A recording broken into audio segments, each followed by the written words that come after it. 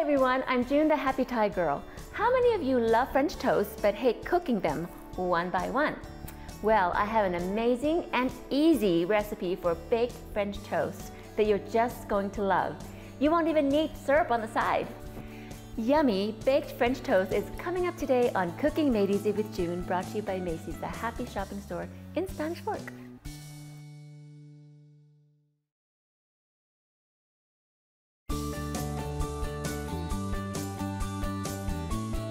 Hello everyone, welcome to Cooking Made Easy with June.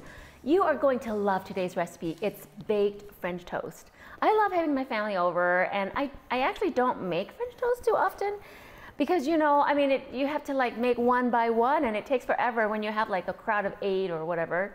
So when I found this recipe, I modified a little bit. I cannot wait to show it to you because it's so yummy. From now on, it's this baked French toast. So basically, you take a loaf of French toast. They say it's about a pound. So it's already cooked, so inexpensive. And you just cut about 1 inch to 1.5. Don't cut it less than 1 inch because then it would be too, it doesn't give it enough texture when you bake it, because we're going to soak it in an egg mixture. So about 1 to 1.5, not stressing too much, but you can just kind of guess. If you'd like, you can slant it or you could make it straight. It doesn't matter because it's gonna all mush together. But some people don't like to make it look a certain way to make it look prettier, but it still look great. So, okay, that's all you do. Make sure you use a really good bread knife. You can get these like any bread store, any the grocery store. This one I got at Great Harvest Bread. My friend Jane loves it, owns one of them. And so I'm just going to layer it like this. It doesn't really matter too much because we're gonna pour the sauce and the egg mixture on it, and then we're going to like move it around a little bit to make sure it's all the egg mixture is coated onto these bread slices. Okay, so that's that. I'm just gonna move this to the side and bring over a second our little bowl. I hope you can see in here. First, we just need to whisk in the eggs. So we need 6 eggs. Okay, I'll put them on my garbage can here. 1. Oh gosh, I gotta, see, this is why it's good to put the eggs in first. Take out the eggshell. Someone said that you can get the eggshell out with another eggshell. I tried that one time and I'm like, it's getting the other eggshell in the other one. The bowl, of like, never mind, just use my finger. So that's 4, and this is a nice thing, you don't have to really miscount because you can see the little egg yolks. And 5, and 1 more, and 6.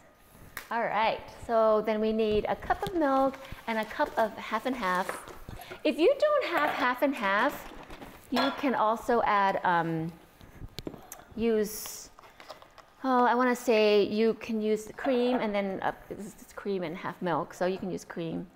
I've never tried it with condensed milk if you don't have half and half, but I think it would be good to sweeten condensed milk. So that's a cup of half and half. I love my 2-cup measuring cup because then I can just do this, right? A cup of each or a third of liquid, whatever, then you can just measure it right away.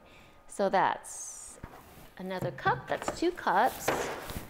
And okay, before I put the milk in, I find you need to whisk the eggs first because to get all of it mixed through, it's easier to mix than before you add other things.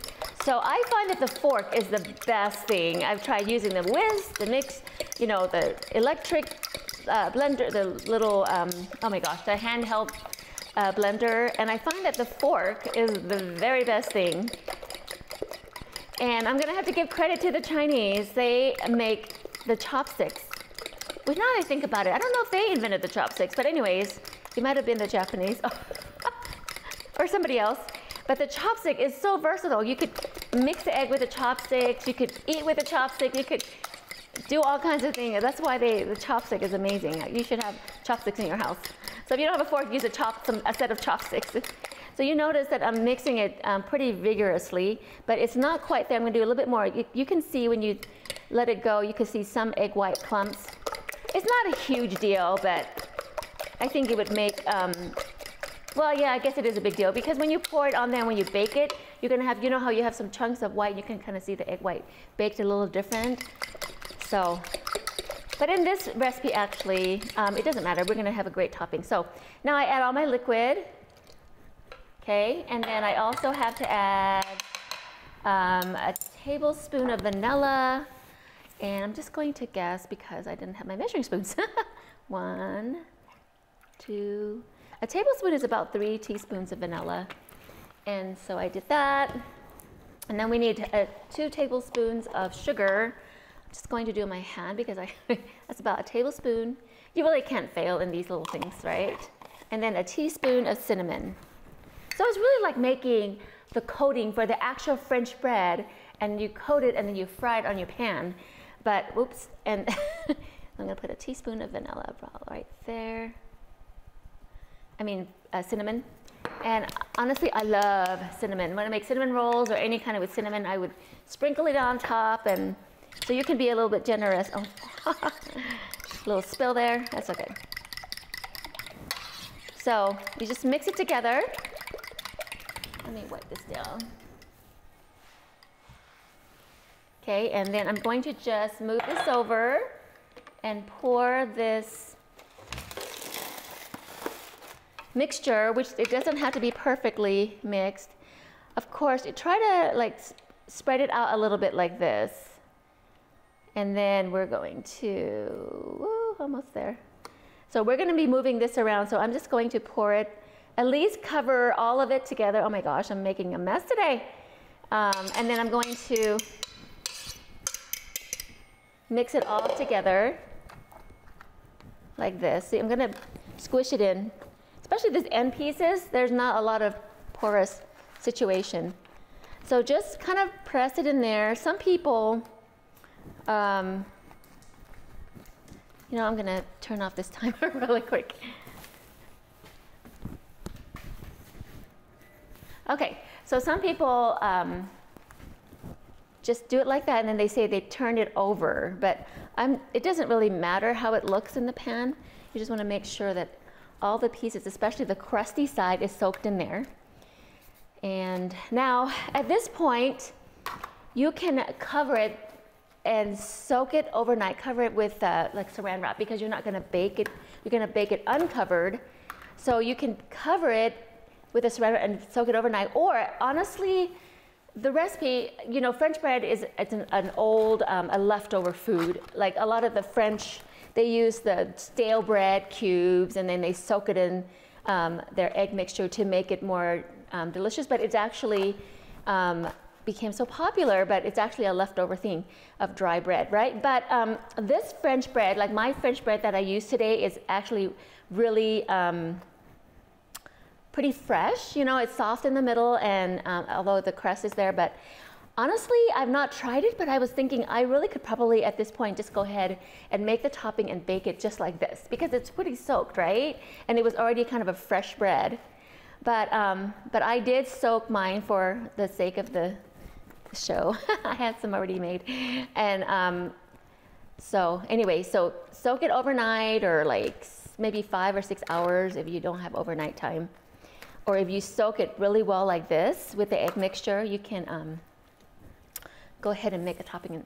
Anyway, so like again, at this point you can cover it with a saran wrap, stick it in the fridge overnight, and then right before it takes about 50 minutes to bake. So so plan on that, and then we will make a topping. So we're gonna take a break, and then I will pull it out and overnight, and then make a topping to go on top. Okay, so come back.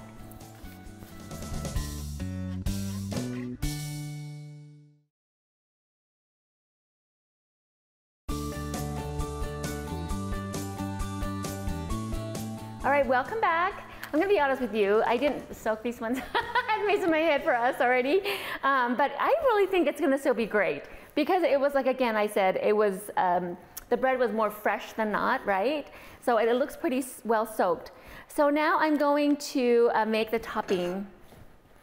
We're gonna come over here on the stove. I'm just going to put a cup of butter So I like to cut into chunks so it'll help melt it a little more evenly. Okay, so that's half a cup. I love using butter because it's already kind of pre-measured for you.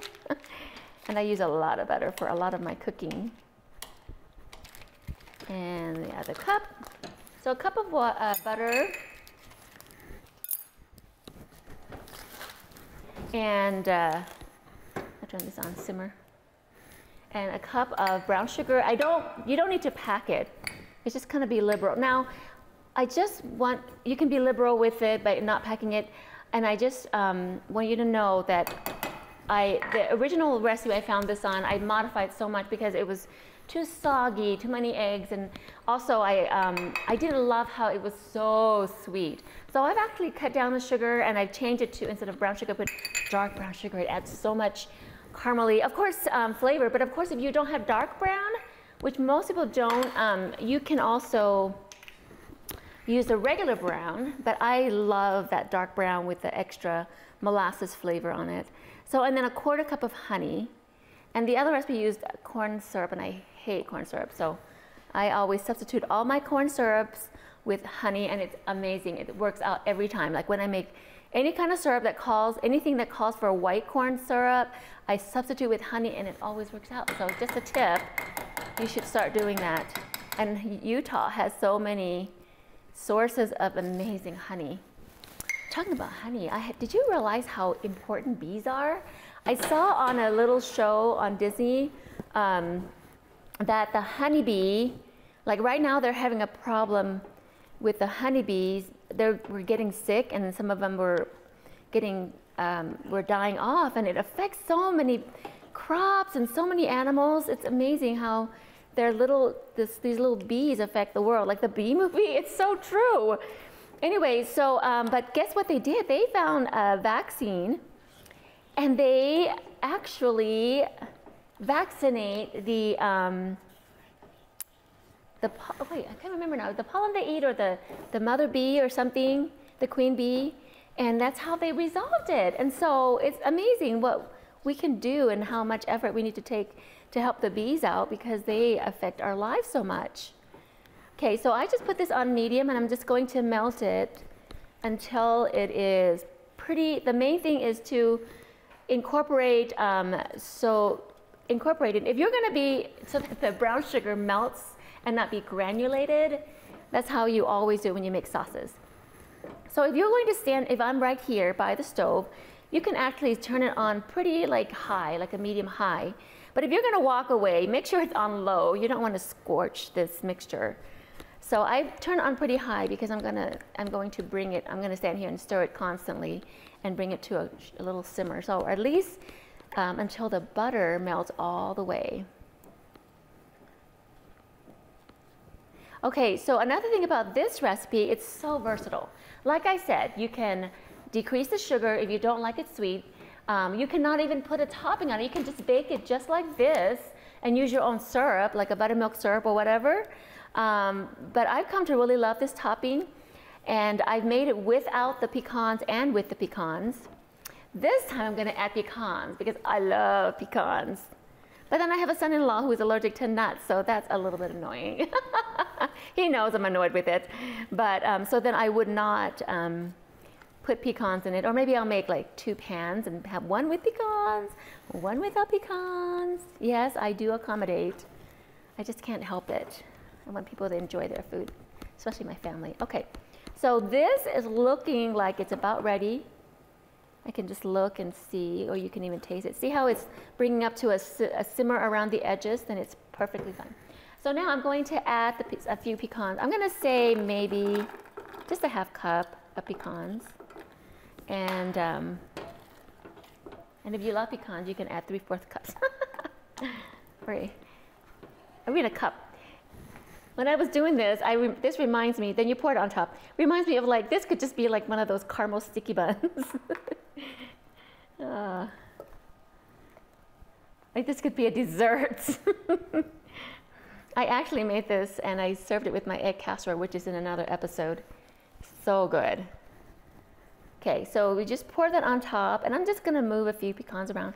I'm just going to cover, make sure that all my bread slices have a little cover, a little bit of caramel or whatever sauce on top. Okay, as you can see, this is why we do not need syrup for this French bread. But like again, if you do not like this caramel sweet, you don't want to be that sweet, you can just bake it and then I'm going to put this more, and then just have your own syrup, like buttermilk syrup. Okay. Okay, so now I'm going to put this in the oven. I'm going to bake it uncovered for 50 minutes. Now, every oven is different. I got a new oven. It took me like a month to figure out like what is the best temperature for what. But mine is so evenly, like 350, 50 minutes. But I would start, if you're not sure, with 40 minutes. Then you can always add, okay? So I'm going to put this in the oven at 350 for 50 minutes. And when I get back, after a break, we're going to have yummy, yummy, yummy French bread toast.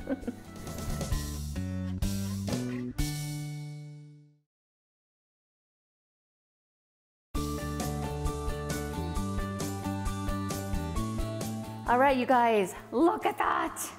It is so yummy looking. So like I said, you don't have to put the topping with the pecans, but I'm going to put a slice on the plate.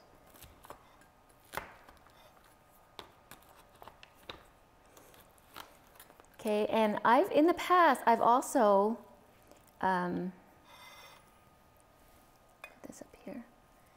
I've also served it with strawberries. Like I didn't put pecans, I put it with sliced strawberries and then whipped cream available.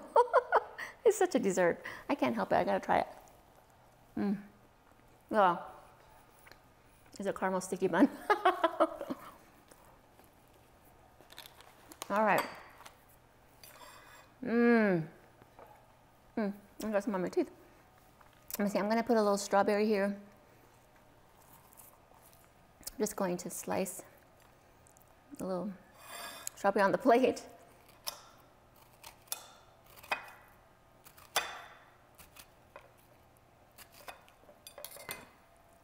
Just put it right there. Fan it out, I didn't cut it all the way there. Oh my gosh. I've done this a million times and I didn't do it well today. Okay, here we go. Just gonna put that there. Let me get a fork. I know I already picked on it. But okay, so, well, we were on our break. Oh my gosh, not Sean, not Shad, Chris. He verified for me that the chopsticks were invented by the Chinese. And he's right. I remember reading about it now that I think about it. And that it was 5,000 years ago, I think. So yes, Chinese, I will give you credit for the chopsticks. I love the chopsticks. Okay, I'm gonna have a little bit here more. And you guys, let's try it with the pecans. I don't know if you can see, it's kind of custardy. I love custard, so lots of eggs in there and really sweet. I really think it would be good to not put a topping on it and just bake it as is. And then make your own syrup, and then you can serve it with sausage. You can even serve this with sausage and bacon and all that. So anyways, all right, you guys, you've got to go make the French bread bake, which is so much easier than making it one by one. And like I said, we bake it uncovered. I can't remember if I told you that. You can wrap it with saran wrap, then you put it in the fridge and you bake it uncovered for about 50 minutes, okay? So I'm so excited for you to make this for your family. They're gonna rave over your cooking. So until next time, happy cooking.